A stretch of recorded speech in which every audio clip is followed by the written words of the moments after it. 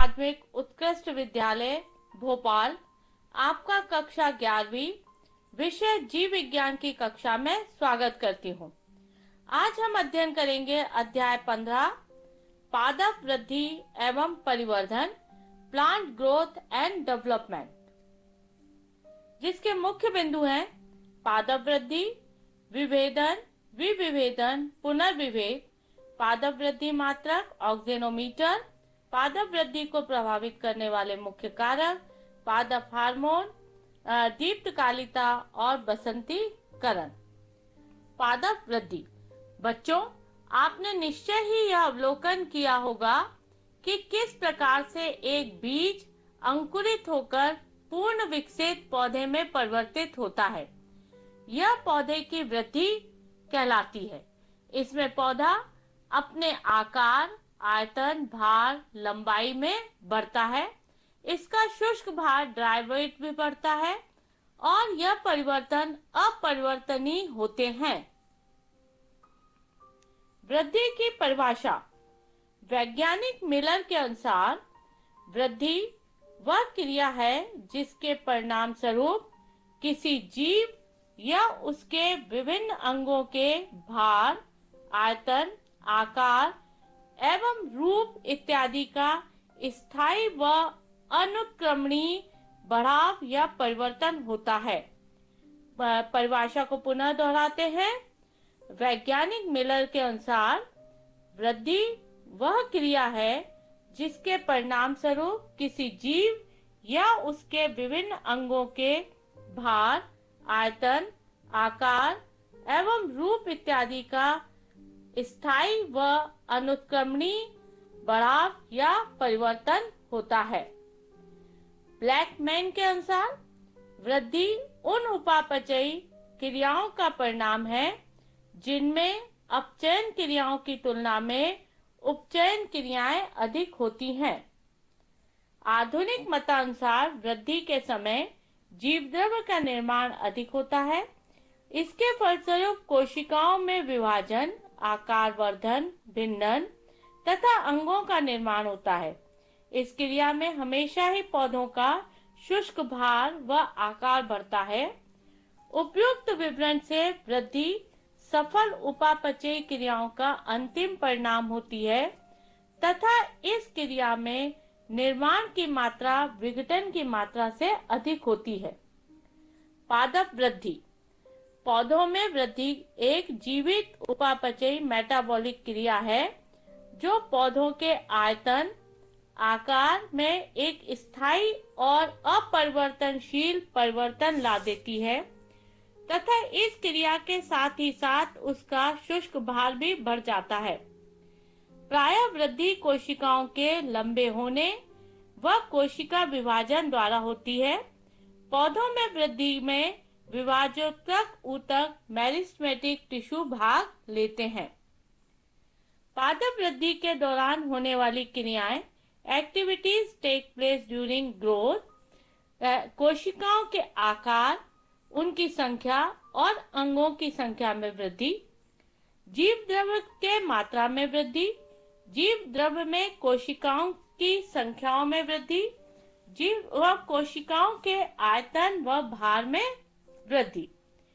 वृद्धि की प्रावस्थाएं, phases of growth.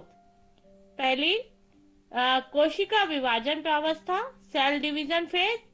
इसमें कोशिकाओं की संख्याओं में वृद्धि होती है और नई कोशिकाओं का बनना होता है। कोशिका वर्धन, सेल एनलार्जमेंट फेज। इस अवस्था में कोशिका में विभाजन के पश्चात उनकी लंबाई और आयतन में वृद्धि होती है। तीसरा कोशिका विभेदन या परिपक्वन प्रावस्था। ये सेल डिफरेंशिएशन और मैच्योरेशन फेज जो है, इसमें कोशिका वर्धन के पश्चात कोशिकाएं एक निश्चित आकार ग्रहण कर स्थायी रूप धारण कर लेती हैं। वृद्धि प्रदेश और वृद्धि से संबंधित ऊतक कौन से हैं? पौधों में वृद्धि में विभाजोत्तक ऊतक मेरिस्टेमेटिक टिश्यू भाग लेते हैं जो कि तने और जड़ के अग्र सिरों पर पाए जाते हैं। विभेदन और विविभेदन और पुनर्विभेदन। विभेदन जो है, विभेदन डिफरेंशिएशन जो है, विभेदन कोशिका, ऊतक तथा अंगों की आकार, संरचना, जैव रसायन एवं कार्यों में होने वाले स्थायी एवं स्थानीय परिवर्तन है। उदाहरण वाहिनिका, मीजोफिल पत्ती का विभेदन। विभेदन डी डिफरेंशिएशन, विभेदित कोशिकाओं का अविष्टीकरण जिसके द्वारा यह कोशिका अविभेदित हो जाती है तथा विभाजन करने योग्य हो जाती है, उसे ही विभेदन कहते हैं। इसके द्वारा जीनों का सक्रियकरण होता है तथा कोशिका विभाजन प्रारंभ होता है। कॉर्क कैम्बियम एवं इंट्राफेसिकुलर कैम्बियम का विकास इनके द्वारा ही होता है। कैलस भी इसी प्रकार के कारण बनता है। पुनर्विभेदन रीडिफरेंशिएशन, विभेदित कोशिकाओं का या ऊतकों से उत्पन्न कोशिकाएं प्रायः अपनी विभेदन क्षमता खो देती हैं और विशिष्ट कार्य के लिए रूपांतरित हो जाती हैं। इस प्रक्रिया को पुनर्विभेदन या रीडिफरेंशिएशन कहते हैं। वृद्धि दर ग्रोथ रेट, एक निश्चित समय में किसी अंग या पादप विशेष के आकार, आयतन या भार में होने वाली वृद्धि उसकी वृद्धि दर कहलाती है। यह दो प्रकार की होती है, अंकगणितीय वृद्धि अर्थमेटिक ग्रोथ और ज्यामितीय वृद्धि जियोमेट्रिक ग्रोथ।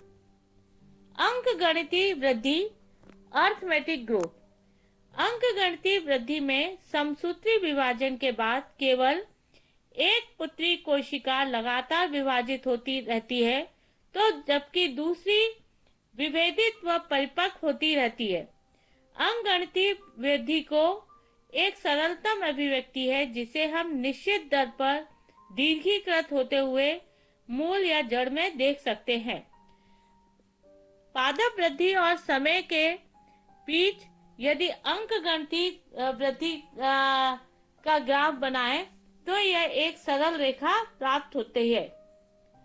ज्यामितीय वृद्धि जियोमेट्रिक ग्रोथ, अधिकतर प्राणियों में प्रारंभिक वृद्धि लैग फेज धीमी होती है और यह इसके बाद तीव्र गति से एक चरघातांकी दर में बढ़ती है।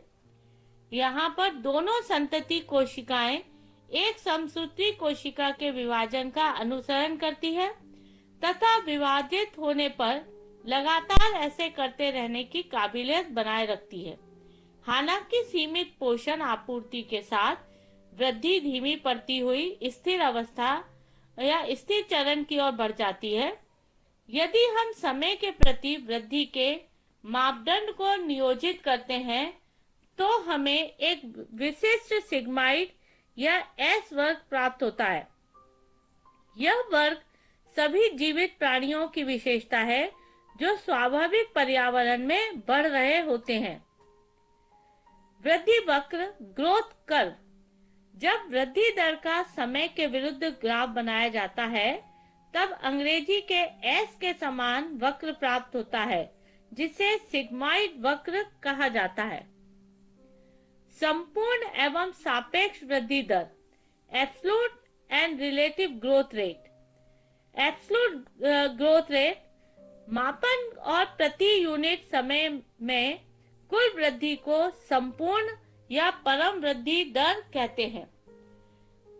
सापेक्ष वृद्धि रिलेटिव ग्रोथ रेट किसी दी गई प्रणाली की प्रति इकाई वृद्धि को सामान्य आधार पर प्रदर्शित करना सापेक्ष वृद्धि या रिलेटिव ग्रोथ रेट है।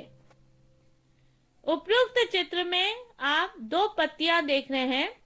इन दोनों पत्तियों में ने एक निश्चित समय में अपने संपूर्ण क्षेत्रफल में समान वृद्धि की है, फिर भी ए पत्ती जो है उसके सापेक्ष वृद्धि दर अधिक है।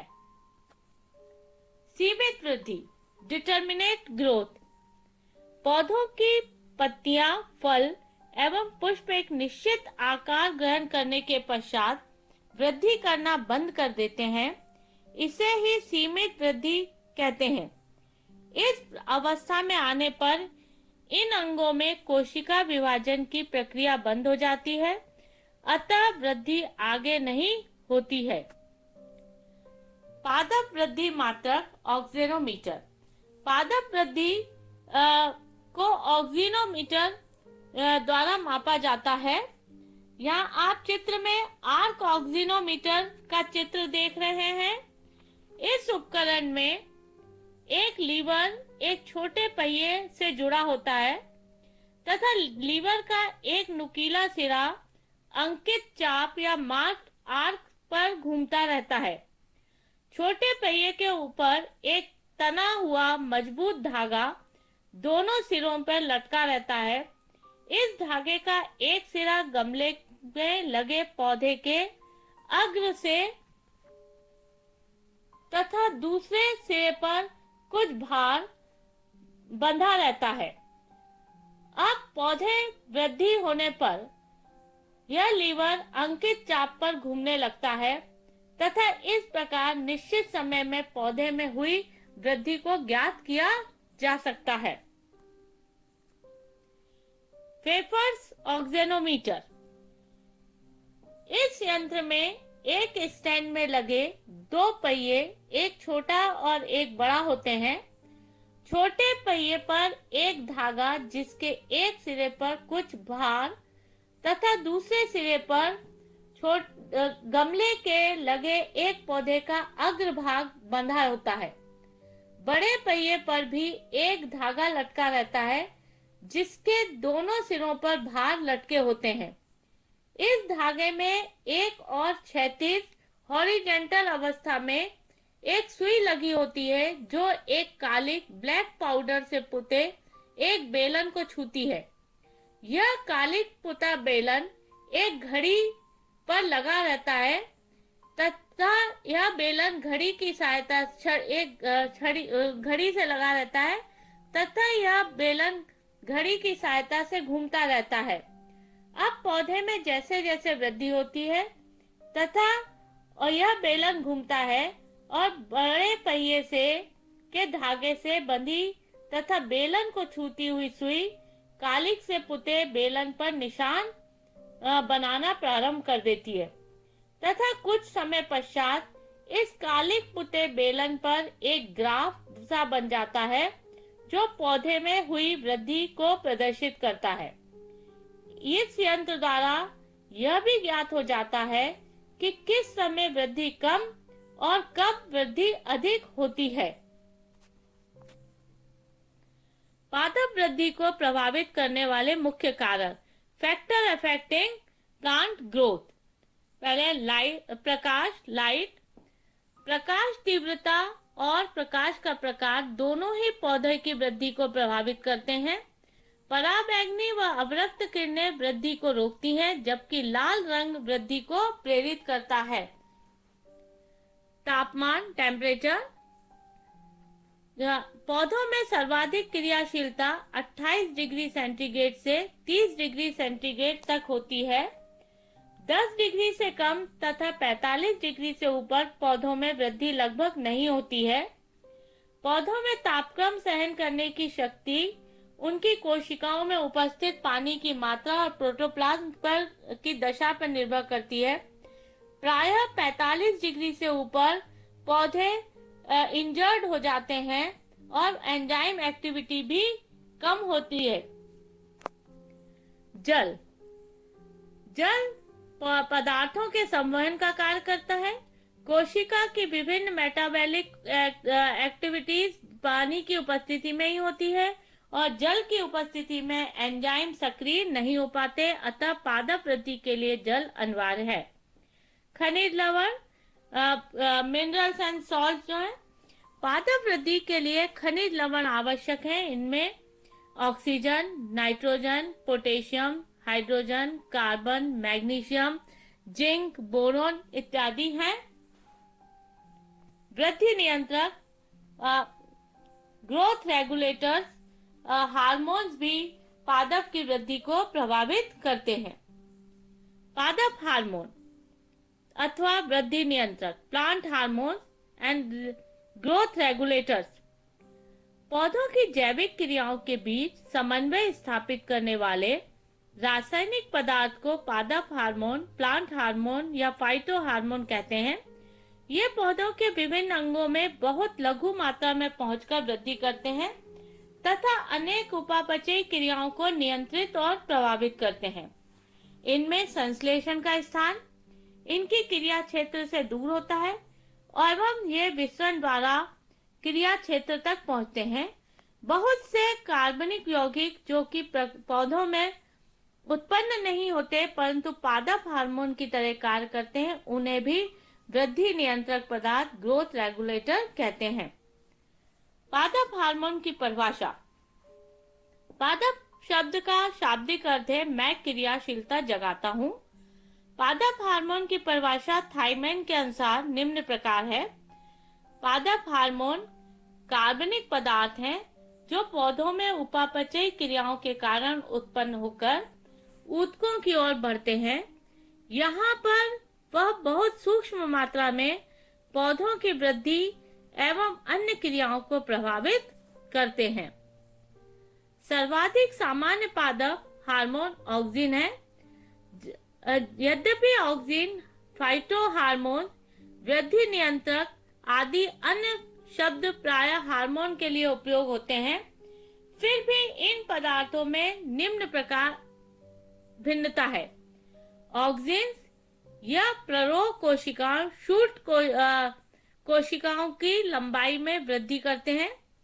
ग्रोथ रेगुलेटर, वृद्धि नियंत्रक, यह पादप वृद्धि को नियंत्रित करते हैं। पादप हार्मोन्स, प्लांट हार्मोन्स, इनकी कम सांद्रता पौधों की कार्य की क्रियाओं को नियंत्रित करती है। एंटीऑक्सिन, यह ऑक्सिन क्रियाओं को नियंत्रित करते हैं। वृद्धि हार्मोन, ग्रोथ हार्मोन, यह पौधों की वृद्धि को नियंत्रित करते हैं। पुष्पन नियंत्रक, फ्लावरिंग रेगुलेटर, यह पौधों पर पुष्पन, फ्लावरिंग को नियंत्रित करते हैं। प्लांट हार्मोन निम्न प्रकार के होते हैं। रासायनिक संगठन एवं क्रियाविधि के आधार पर हार्मोन्स निम्न प्रकार के होते हैं। Auxin, gibberellin, cytokinin, abscisic acid और एथिलीन।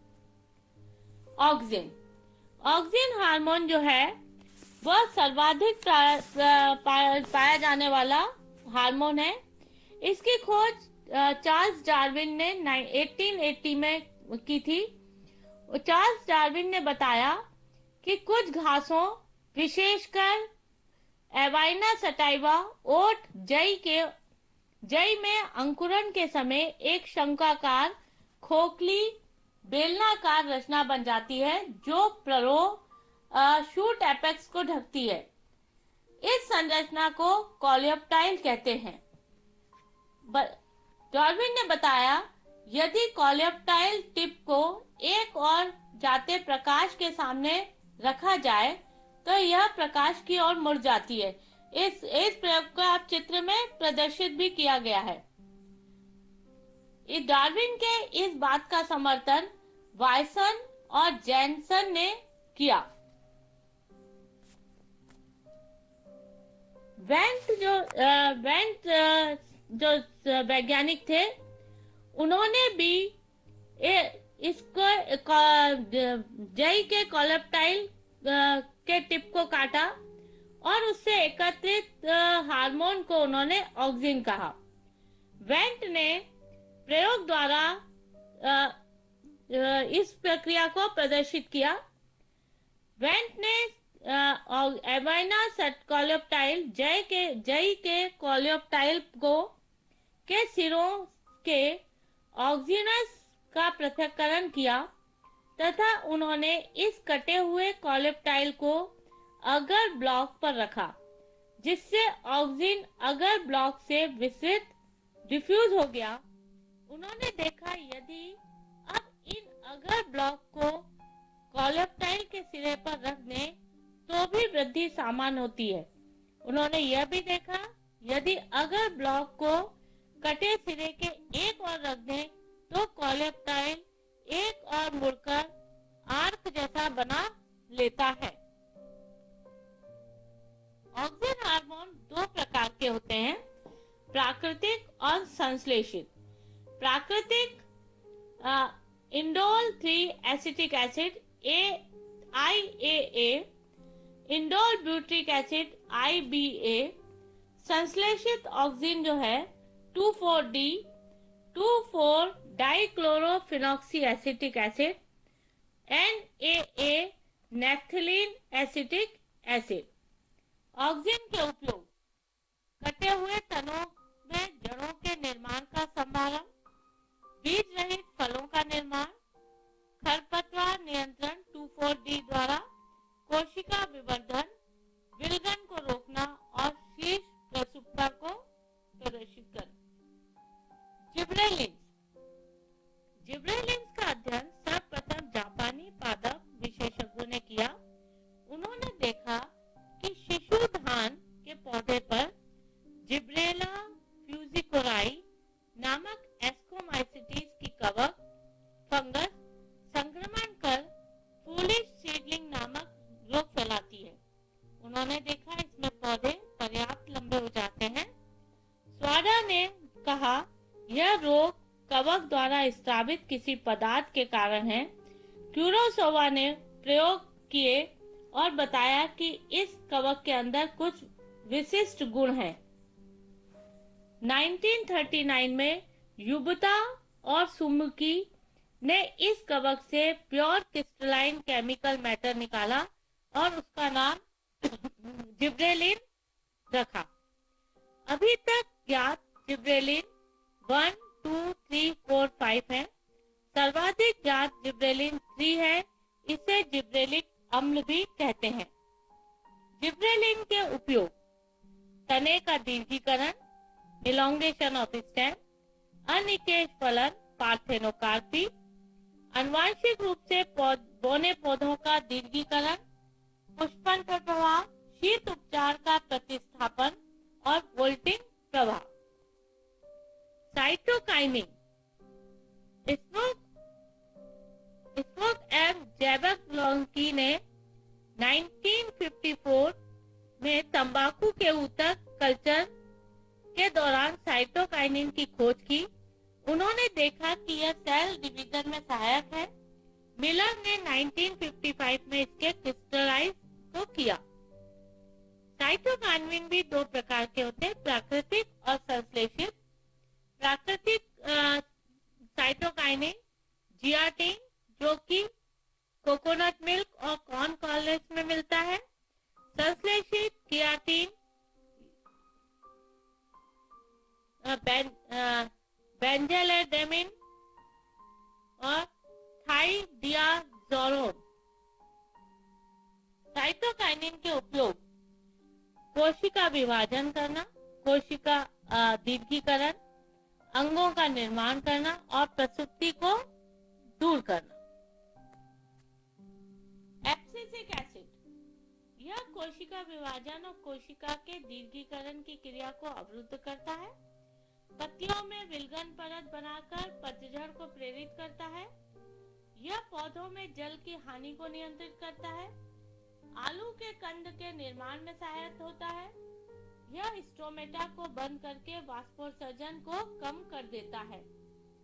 एथिलीन यह वायवीय हार्मोन है। यह हार्मोन तने के अग्र भागों से बनकर तथा फलों में विस्तृत होकर उसके पकने में सहायता करता है। यह मूल रोमों के निर्माण और बीजों में अंकुरण को प्रेरित करता है। यह पौधों की लंबाई में वृद्धि को रोकता है। दीप्तकालिता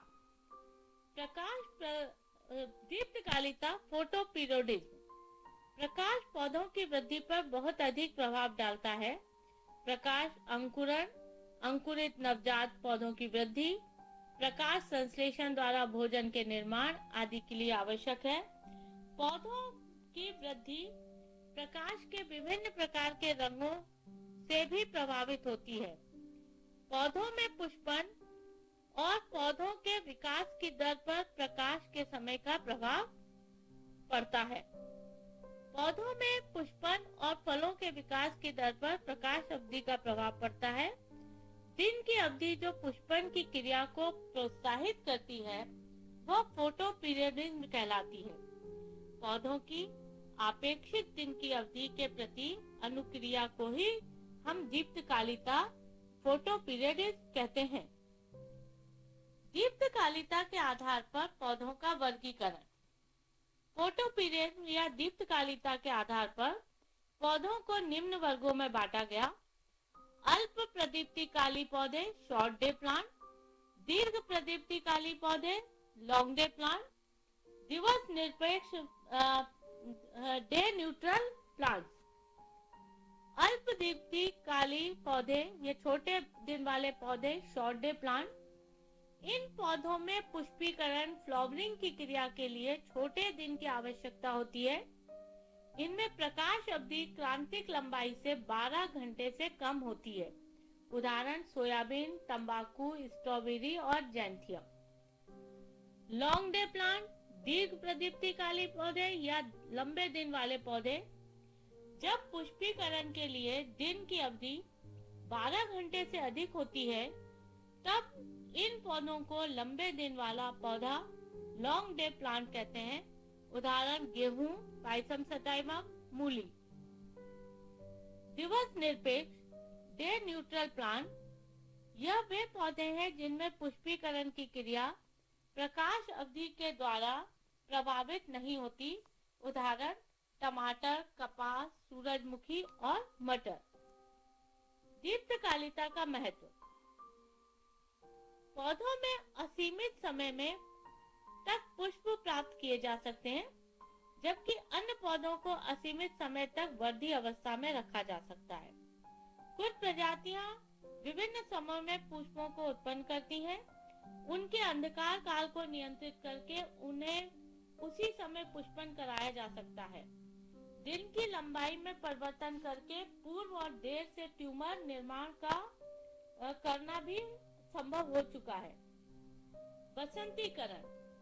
लाइसेंसों के अनुसार कम तापमान द्वारा पौधों के पुष्पन क्रिया को त्वरित करने की प्रक्रिया को बसंतीकरण कहते हैं।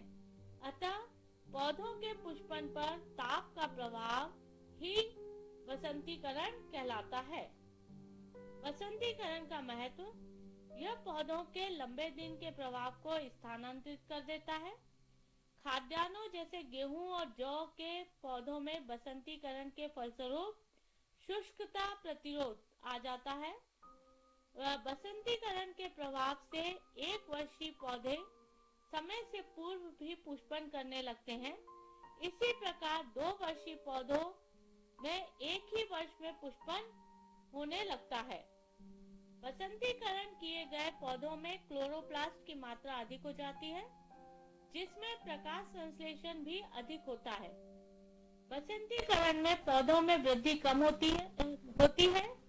उत्पन्न होने वाले बीज अच्छे और स्वस्थ होते हैं एवं पैदावार भी अधिक होती है। पुनरावृत्ति। आज हमने जाना कि वृद्धि क्या है, पादप हार्मोन क्या होते हैं, पादप हार्मोनों का अलग कार्य क्या है, दीप्तकालिता और बसंतीकरण किसे कहते हैं।